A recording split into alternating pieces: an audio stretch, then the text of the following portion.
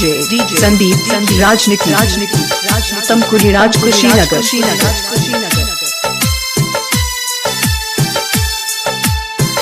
ना जाने लिखल का कि मोर किस्मतिया में, ना जाने लिखल का कि मोर किस्मतिया में, तूरे ला दिलवा लो हमार हर बतिया में।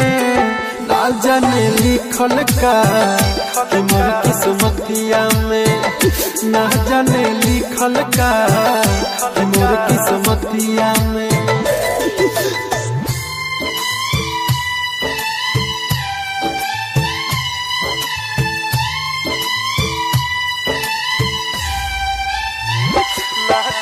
डीजे संदीप राजनीति तमकुरी राज कुशीनगर।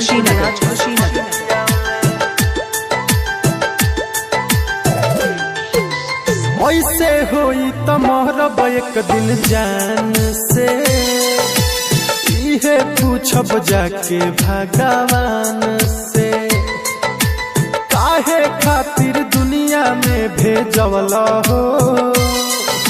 लिखल ना किस्मतिया मोर ध्यान से, आवेला निंदिया ना सुती जबरतिया में, आवेला निंदिया ना सुती जबरतिया में, तूरे ला दिलवा लो हमार हर बतिया में।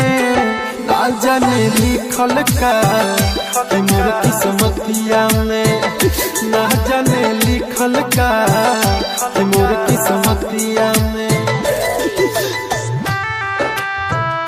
ना जाने लिखल का मोर किस्मतिया में। डीजे संदीप राजनीति तमकुरी राज कुशीनगर।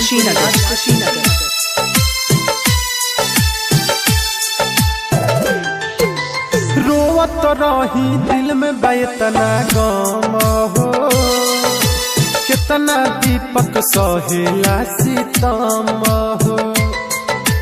बढ़े दर्द होखे नहीं कम हो, रहे हरदम अखिया दुनू नाम हो। राइटर मनोज हो जिहिले दुर्गतिया में, राइटर मनोज हो जिहिले दुर्गतिया में, तूरे ला दिलवा लो हमार हर बतिया में। ना जाने लिखल मिक्सिंग के लिए संपर्क करें मोबाइल नंबर 95 010 51 335।